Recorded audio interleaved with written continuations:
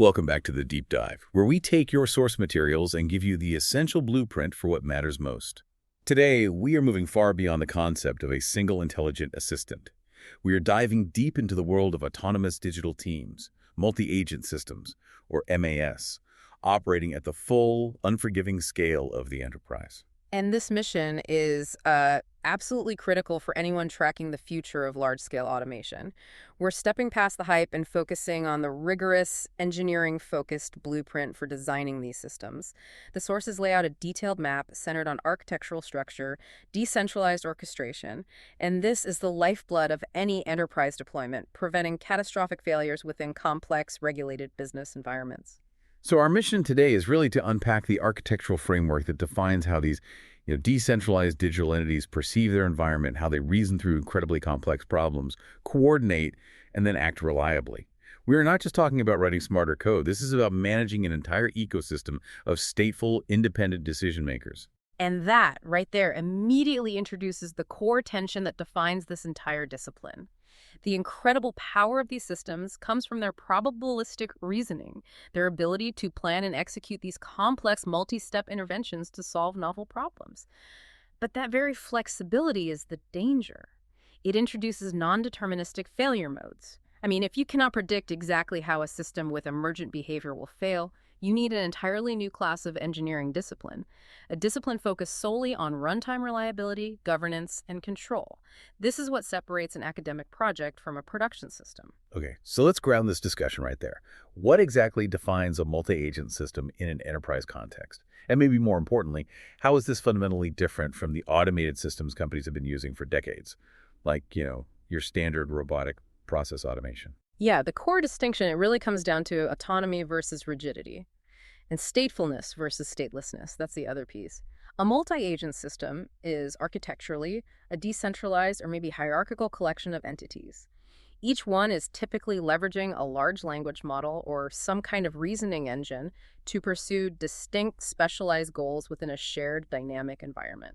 Okay, so if we contrast that with traditional RPA, we're talking about a move from a fixed script to a proactive decision maker. Precisely. That's the perfect way to put it. Traditional RPA relies on brittle, rigid if-then logic.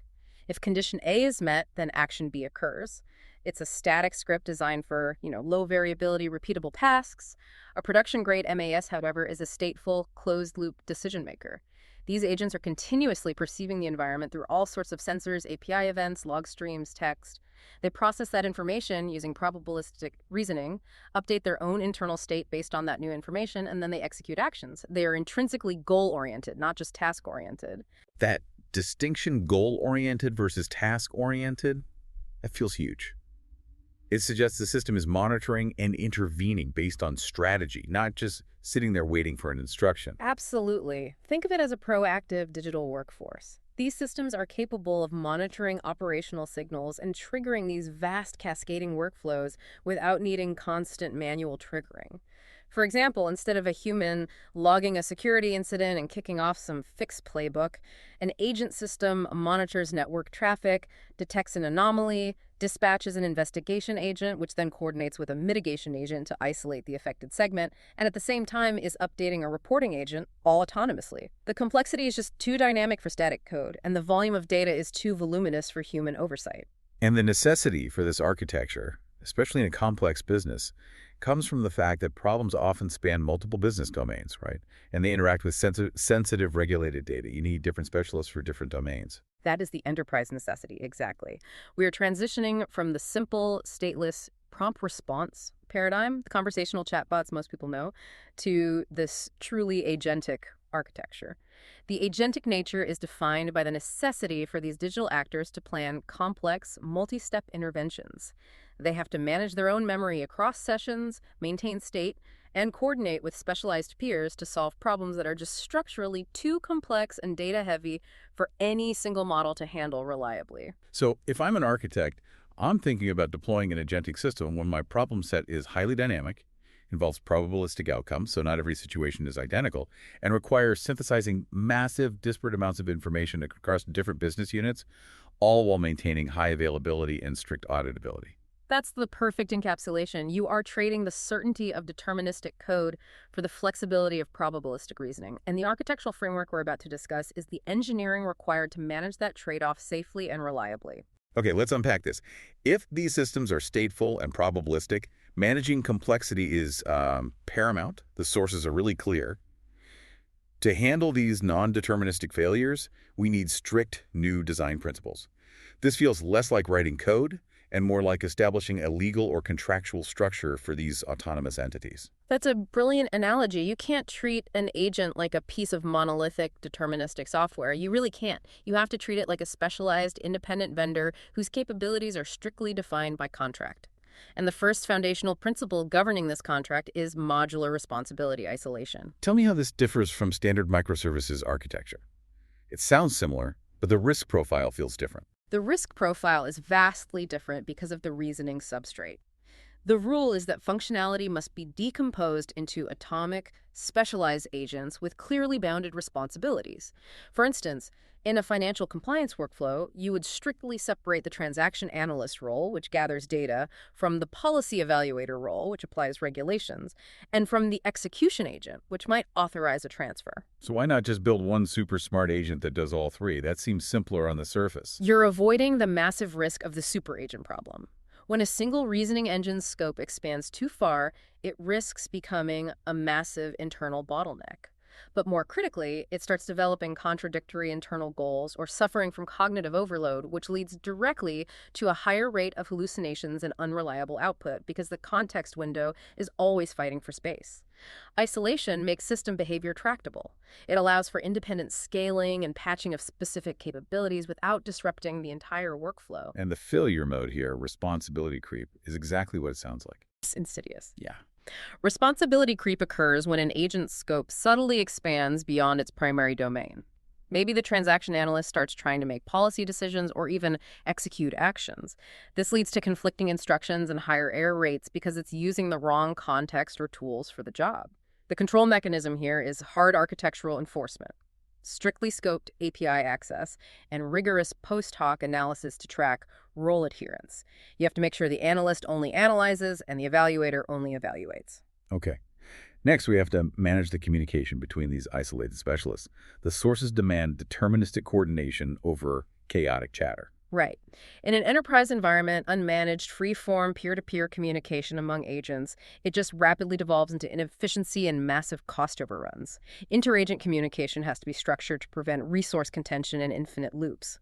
This requires deterministic task allocation, meaning every subtask must have exactly one unambiguous owner at any given time. And this is critical for controlling compute costs, isn't it? Every time they communicate, they are spending tokens. They are. The classic resource-wasting failure mode here is the ping-pong loop. Agent A asks Agent B for clarification. Agent B then asks Agent A for the original context to provide that clarification, and they just repeat this wasteful exchange. They're consuming tokens and violating the latency requirements for the underlying task. You measure this waste by monitoring coordination latency, the percentage of time spent on handoffs versus actual productive work. Control is achieved by centralized or hierarchical orchestrators that enforce these strict contractual turn-taking protocols. Moving firmly into the safety realm now, we have runtime verification and bounded autonomy. This principle seems to be the ultimate expression of trust management. It is absolutely non-negotiable for an enterprise-grade deployment. An agent's autonomy must be bounded by hard safety constraints enforced by an external mechanism. Agents cannot, under any circumstances, have the independent authority to execute high-risk actions like moving large sums of money or deleting critical regulated data without passing through an independent policy-enforcing verification gate. And the strategic rationale here is mitigating that catastrophic loss of control, either from emergent, unexpected behaviors or even the really concerning risk of adversarial prompt injection. Exactly. The fear is that a malicious or even just an accidental instruction, maybe slipped into a data stream, compromises the agent's reasoning. The agent might then generate an output that appears valid to other agents but fundamentally violates business or regulatory rules. We mitigate this by implementing real-time verifiers, often they're separate, highly constrained models, that check the proposed actions against formal, predefined specifications before the action hits the system of record. So the verification gate acts as a final external checkpoint that the agent itself can't bypass. even if its internal reasoning has gone completely sideways. So success isn't just task completion, it's also about the prevention rate. Absolutely. The success of this mechanism is measured by the block rate of unsafe or non-compliant proposed actions. If your verifier is blocking a high percentage of proposed actions, it's a flag that your agents need retraining or tighter constraints. If it's blocking zero, you should probably be worried that your system isn't truly testing its safety bounds. Okay, let's quickly synthesize the remaining foundational principles because they are crucial for setting the stage for the architecture itself. Right. We have least privilege, which is standard security practice, but it's vital here. It limits the blast radius of any failure by strictly scoping tool and data access. An agent should only see and touch what it absolutely needs to complete its single task. And then there's the accountability principle, causal traceability. This is the foundation of auditability. Every decision, every internal step, every handoff requires distributed tracing across all agent boundaries. In a probabilistic system, you must be able to attribute error to know exactly which specific agent's internal reasoning caused the deviation in the final output. Without it, you can't debug and you can't be compliant. And finally, state consistency, which prevents race conditions by requiring the use of a centralized state store with robust checkpointing. This ensures the entire network has a single, current, and reliable view of the world. So, to reliably build and manage this intricate web of autonomous agents, the sources propose a canonical reference architecture. It's organized into 5 functional layers. You can think of these layers as mirroring a typical organizational structure, moving from environmental sensing at the edges, up through planning and management, and finally to execution. Let's start at the periphery then, layer 1, Yes, sensory and perception layer. This is how the system ingests the world, its ears and eyes. This layer is the ingress point for all environmental signals, which are fundamentally diverse. You've got text sensors for unstructured input, API sensors receiving high-velocity system events, and database sensors processing slower log streams. The core, non-trivial function here is standardization. It has to take those diverse inputs from a JSON payload to a long legal document and put them into a standardized, tokenized format that the reasoning engine can consume. And at the same time, it's stripping away relevant noise and redundancy that would otherwise distract the agent or consume unnecessary expensive tokens. So this layer is essentially a specialized preprocessor. It protects the expensive reasoning core from junk input. Okay, moving up, we hit layer 2, cognitive and reasoning layer, the actual brain of the operation. This is where the core LLMs or specialized reasoning substrates live. Its function is to decompose high-level user intents or business goals into precise, actionable, multi-step execution plans. And a key architectural detail here tied directly to auditability is the implementation of chain of thought processing. This is not just a coding technique, it's an architectural requirement to articulate every intermediate logic step. Why elevate that to an architectural requirement in an enterprise setting? Isn't that just adding overhead? It's necessary overhead for 2 vital functions. First, self-correction. The agent can trace its own steps, identify a hallucination or a policy failure, and self-heal the path. And second, more importantly for the enterprise, is human auditing. When a complex decision involving millions of dollars or regulated data is made autonomously, a human auditor or a compliance officer needs an immutable, step-by-step justification for that output. This layer provides that transparent ledger of intent. Okay, that makes sense. Layer 3 then acts as the middle management, coordinating all the specialists. Coordination and orchestration layer. The orchestrator is the nerve center. It receives the decomposed plans from the cognitive layer, it maintains the global state of the entire workflow, and it determines the optimal resource-aware routing between the specialized agents we designed earlier. It acts as the necessary gateway for handoffs. And the handoff management is key, as you noted. Yeah. It's all about maintaining context without contamination. Exactly. The orchestrator has to ensure that when a task moves from agent A, say data extraction, to agent B, say risk analysis, the context is preserved efficiently. The orchestrator will often summarize or select the minimal necessary context to hand over. This prevents agent B's context window from getting bloated with agent A's irrelevant internal monologue or its failed reasoning paths. Layer 4 is the memory and knowledge management layer, the filing cabinet.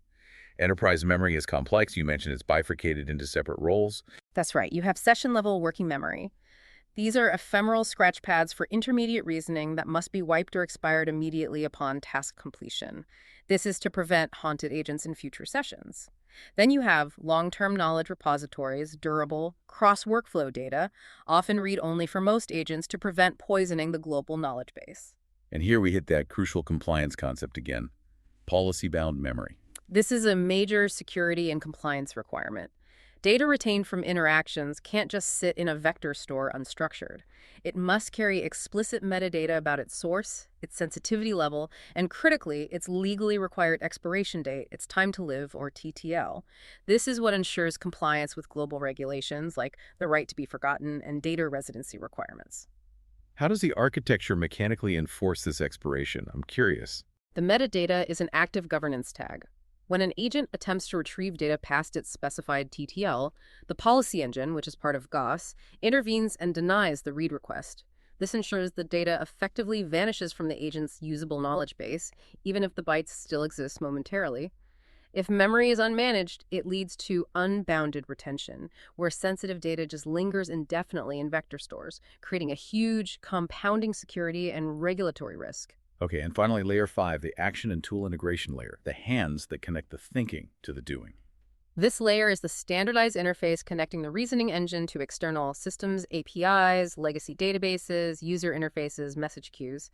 It translates the abstract plan into concrete executable code. And the absolute safety requirement here is the inclusion of a tool execution sandbox. The sandbox is where high-risk actions are simulated or verified before being committed to the actual system of record. It provides the final air gap, a chance to run the code, observe the output in a test environment, and confirm it matches the predicted outcome before executing the high-consequence transaction. Here's where it gets really interesting, moving from the component parts to the dynamic whole. Once you have dozens, potentially hundreds, of these specialized agents, how do you organize them to ensure maximum efficiency and minimum chaos? It seems like it's all about the orchestration model you choose and the meticulous design of that handoff packet. Orchestration is what transforms a set of smart individuals into a cohesive team. And the choice of pattern isn't arbitrary at all. It defines the entire system's efficiency, resilience, and its auditability profile.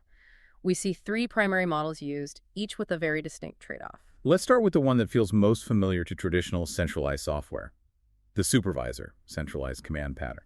In this model, a single lead orchestrator has a comprehensive global view of the entire task. It handles strategy, manages the state, delegates specific subtasks to worker agents as subordinates, and then synthesizes the final output. The undeniable advantage is maximum transparency and a single authoritative point of truth for auditing the reasoning chain. If compliance is your absolute highest priority, this is your choice. But the downside is obvious, right? Yeah. Single point of failure and a massive bottleneck. Why would you ever accept that trade-off in a high concurrency system? You accept it when the task risk outweighs the performance risk. If the task involves extremely high-value transactions or sensitive regulatory reporting, you prioritize that audit trail and control. However, you have to meticulously manage it.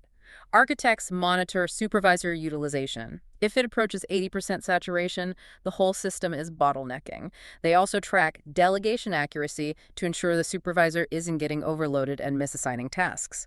Okay, next we have the opposite end of the spectrum, the adaptive network, decentralized peer-to-peer pattern. This sounds like a recipe for chaos. It definitely requires the most sophisticated governance. In this model, agents operate as peers. They negotiate and claim tasks dynamically through a shared communication channel, sometimes called a blackboard system. There is no single leader node. The huge pro here is maximizing responsiveness and resilience. The system keeps going even if one or several peer nodes are unavailable. It's ideal for highly dynamic routing where the next step isn't easily predictable and has to be discovered in real time. But given that agents are probabilistic entities, the failure risk must be severe. It is high coordination overhead, but the real enterprise risk is emergent collusion or divergent goals. Because agents are peers, they might accidentally or intentionally agree on a local optimization that, while solving their subtask, moves the collective away from the original central goal. Or worse, bypasses a shared policy check. You have to monitor message volume to track coordination overhead and consensus time to make sure they're converging on solutions rapidly. And finally, the enterprise solution that attempts to bridge the two. The hierarchical team. This is the model that scales best because it mirrors a standard corporate structure. Agents are organized into nested groups. You have lower-level supervisors managing specialized worker agents, and those supervisors report to higher-level orchestrators. This is how architects achieve massive scale and manage hundreds of agents across different business domains while keeping a manageable span of control for any single reasoning unit. But structure creates communication friction. What's the fundamental risk here? The primary risk is context loss. Deep hierarchies accumulate what we call information entropy, as context is repeatedly summarized across multiple layers. The summary the lowest level agent provides to its supervisor is compressed, and the supervisor's summary to the top level orchestrator is compressed again. This leads to drift in the final output compared to the original intent. To combat this, architects have to track interlayer information retention and state synchronization latency to fight that contextual degradation. Let's pivot to the handoff itself. You said the reliability of the entire MAS is determined by the quality of the handoff.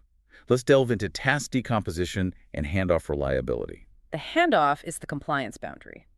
Architecturally, you have to use goal decomposition geometry to break a complex, high-level, goal-like onboard a new international vendor into a sequence of 3 to 5 atomic verifiable subtasks. Each subtask is assigned to a specific specialist agent. This prevents any single agent from having to handle a massive, context-heavy, multi-domain reasoning chain, which would inevitably lead to internal errors. And this is why the handoff packet schema must be so rigorously standardized. It is non-negotiable. When Agent A hands off to Agent B, the packet must pass explicit, clean context while isolating the recipient from the preceding agent's internal thought process. We need to prevent the receiving agent from inheriting the pollution of previous reasoning steps. Failed attempts, speculative logic, irrelevant history, that would just confuse the next specialist. What are the two failure scenarios we're trying to prevent with a robust schema? The first is context explosion. This is where verbose handoffs fill the receiving agent's context window with irrelevant history. It dramatically increases latency and it incurs exponential cost in tokens. The opposite is the truly dangerous failure, black ice. This is when handoffs are overly compressed, omitting crucial details. It leads to hidden ambiguities and logic drift because the key constraints or necessary data points were left out. The risk is hidden. The receiving agent thinks it has everything it needs, but the ice is right beneath the surface. How do you prevent that black ice scenario? You enforce explicit constraint transfer via the handoff packet, usually standardized in a rigid format like JSON or XML. The delegating agent has to explicitly define 3 things for the recipient as a contract. 1, the objective, the verifiable target the agent must reach. 2, the boundaries, the specific tools and data scopes permitted so least privilege is enforced. And 3, the success criteria, the measurable proof the agent must provide before handing the task back to the orchestrator. This formalized contract eliminates the need for any ambiguous language-based negotiation. In any regulated enterprise, autonomy has to be robustly paired with stringent control. We need something far beyond passive policy documents and simple code reviews. We need to implement governance as a service, or GaaS. GaaS sounds like a fundamental shift from governance as documentation to governance as an active programmable architectural layer. That is the crucial shift. GaaS is an architectural layer that mediates every action an agent takes, dynamically enforcing declarative policies in real time. This layer sits between the agents and their environment, acting as an impartial judge that decides whether to allow, warn, or block an execution attempt. It ensures that the probabilistic output of the agent adheres to the deterministic rules of the business. So the governance system isn't binary. It's nuanced based on the severity and nature of the policy violation. Exactly. We classify the policies based on enforcement.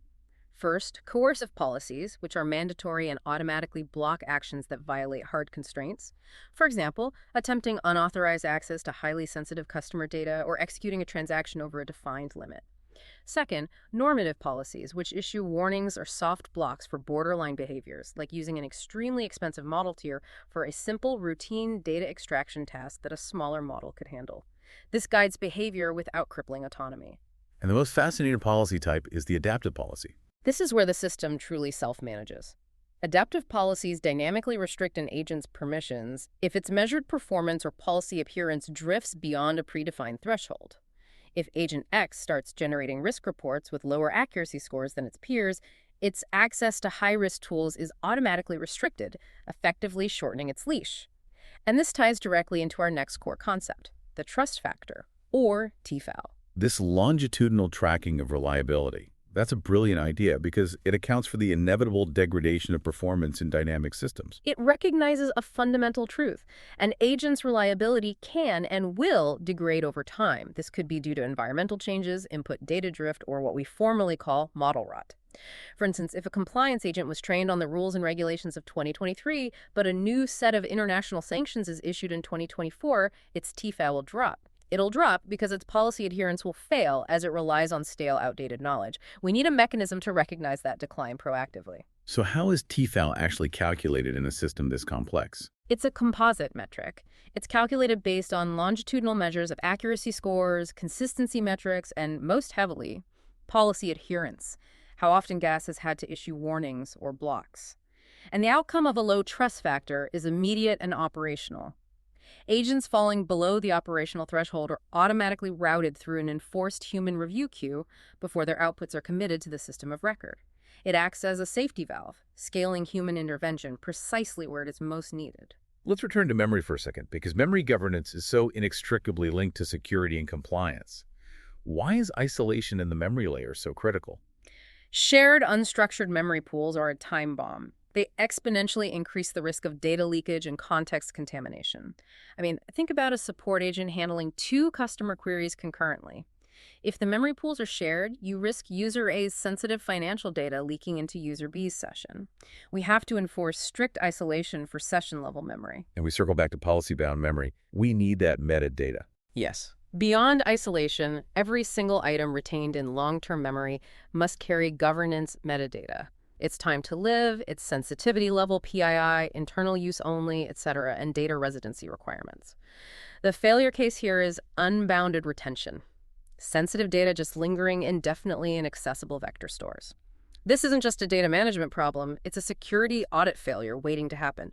To manage this, techniques like cryptographic dilution are used, where data keys are destroyed when the TTL expires, rendering the data mathematically unreadable, even if the physical erasure is complex or delayed. And finally, for high availability, we need state snapshots of recovery, the ability to rewind. You must be able to undo a problematic sequence of autonomous actions. The system needs to periodically capture state snapshots, the full encapsulation of all agent outputs, current workflow variables, and tool records to provide reliable recovery points. The tension here is a classic engineering trade-off.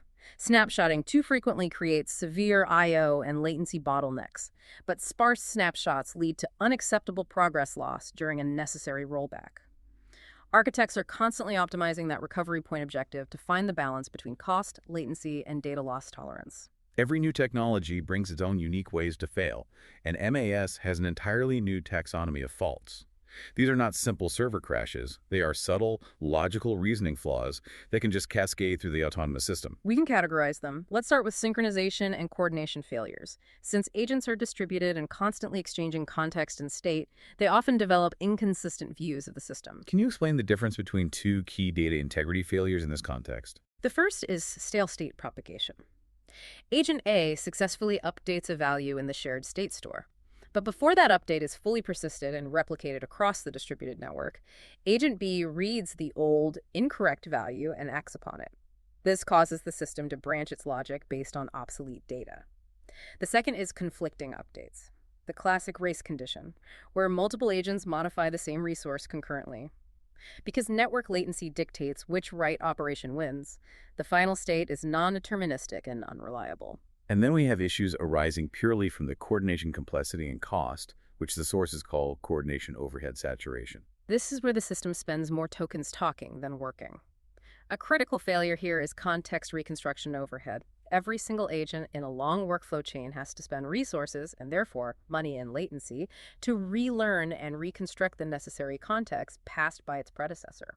If you have a chain of 20 agents, this overhead becomes an exponential cost driver, rapidly saturating the system with expensive, non-productive reasoning. And the execution stall we absolutely have to avoid, coordination deadlocks. This is the system equivalent of 2 people standing in a narrow hallway facing each other, neither willing to move.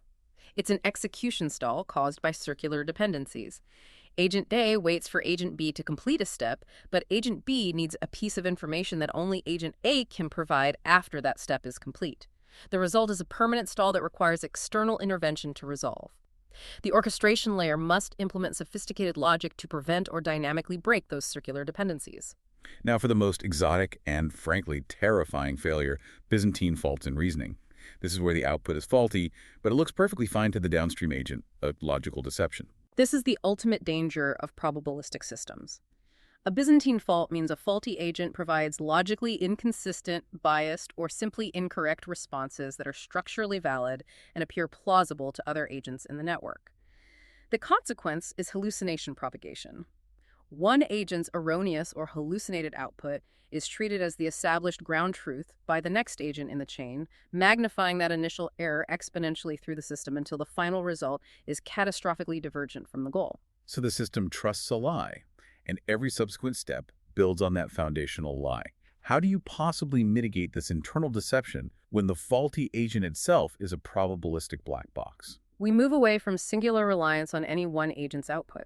We use weighted consensus mechanisms, a form of internal voting. Instead of just relying on agent A's output, the orchestrator might task 3 specialized agents, A, B, and C, to solve the same subproblem. The system then takes the output of the agent or agents with the highest internal confidence scores, or the highest historical t-factor. This spreads the risk across the collective, preventing a single failure from propagating. To diagnose and fix these subtle errors, especially one that cascades across 20 nodes, the observability has to be incredibly sharp. Observability for causal analysis has to be the priority. Traditional system logging is completely insufficient. We require distributed tracing. Every request must be initialized with a unique correlation identifier that is tracked immutably across the entire agent network, including through the orchestrator and all handoffs. This is the only technical way for architects to perform causal analysis, to look at a workflow failure and definitively attribute the error, the cost overrun, or the deviation to one specific agent's reasoning step. Without it, debugging a system of even 10 agents quickly becomes an unscalable operational nightmare. And you mentioned moving beyond simple performance logs to capturing collective intelligence. Yes, we need synergy metrics to prove that MAS is genuinely collaborating, not just working in parallel. This includes the Synergy Index, which measures if the collective performance of the team exceeds the arithmetic sum of the individual agent's capabilities. If your synergy is low, you might as well just run 3 separate scripts. We also track information integration to measure the actual useful flow of knowledge between agents. This helps detect if agents are operating in isolated knowledge silos despite communicating frequently. And finally, we have to confront the practical reality for the enterprise, the economics and the testing rigor required. The sources are absolutely clear that multi-agent systems are resource-intensive. Operational costs can be 10 to 26 times higher than single-agent systems. This is due to the multiplicative effect of inference calls, the context reconstruction overhead, and constant coordination. 10 to 26 times higher. Wow, that number alone should dictate the architectural design. We need budget-aware operations built in from the ground up. Absolutely. Model selection and assignment must be treated as a rigorous, constrained optimization problem. Architects often use techniques like integer linear programming, a technique usually reserved for logistics or supply chain optimization, to find the optimal assignment of tasks to models. It's based on a complex matrix of required performance versus dollar cost. The goal is to maximize performance within a fixed budget by assigning high-capability, expensive models only to the most critical, high-variability reasoning steps. So you can't just default to the largest, most capable model for every action. That's a financial death sentence. It is. We require dynamic task routing.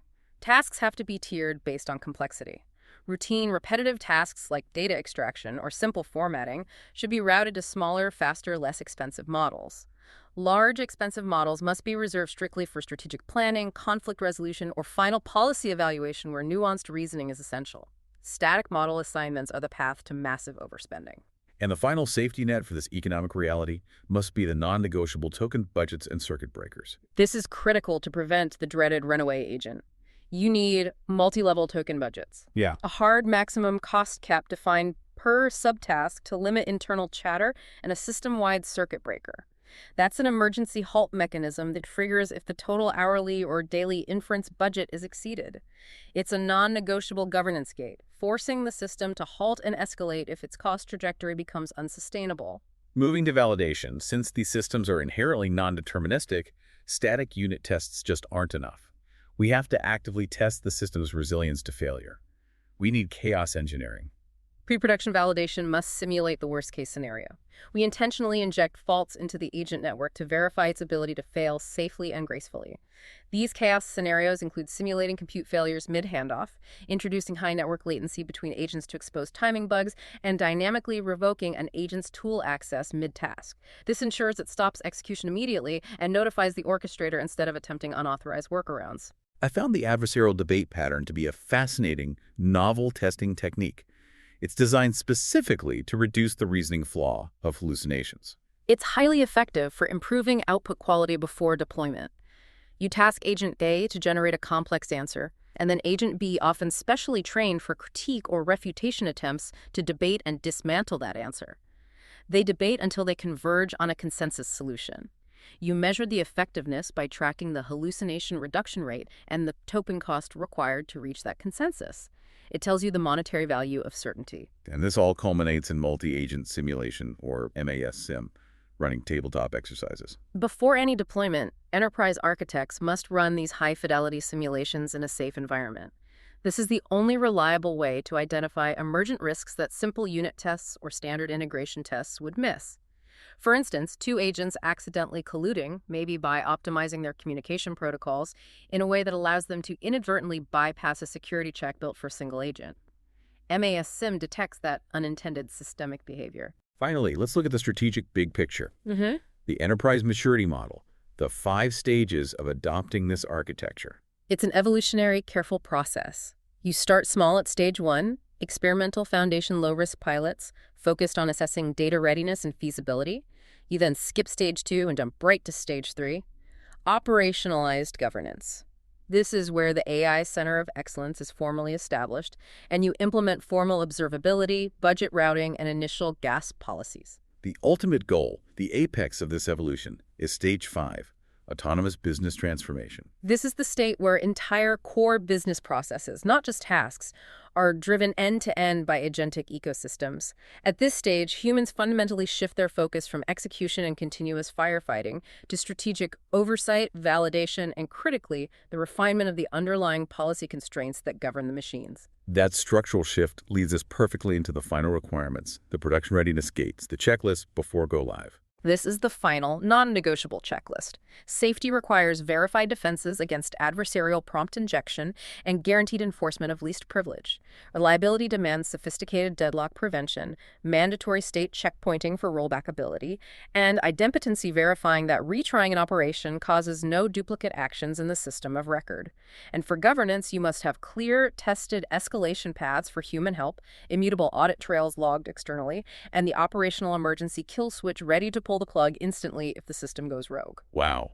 We have gone from defining the abstract concept of autonomy to building the 5 layers of architecture, selecting coordination patterns, and designing these robust operational governance systems like the trust factor. We've seen that deploying these systems is fundamentally a problem of complexity management. The core takeaway for you, the learner, is that architects moving into this domain must abandon deterministic code thinking. They have to. They must embrace the role of a governance designer and a complexity manager. The future of enterprise automation isn't one smart machine doing one thing. It's thousands of specialized, meticulously governed partners working in harmony. And this radically redefines the human role at the highest levels of strategy. We focused heavily today on agents failing safely and how we govern their autonomy. If complex multi-agent systems reach stage 5 maturity and run core business processes autonomously, how do you define the ultimate role of a human strategist when the only task remaining is refining the policy constraints for the machines? What is the practical, ultimate limit of bounded autonomy before the machine knows the policy better and can execute it more perfectly than the human who wrote the policy in the first place? That boundary is rapidly approaching. Thank you for joining us for this deep dive into the future of enterprise architecture. We hope you feel thoroughly informed and perhaps just a little provoked.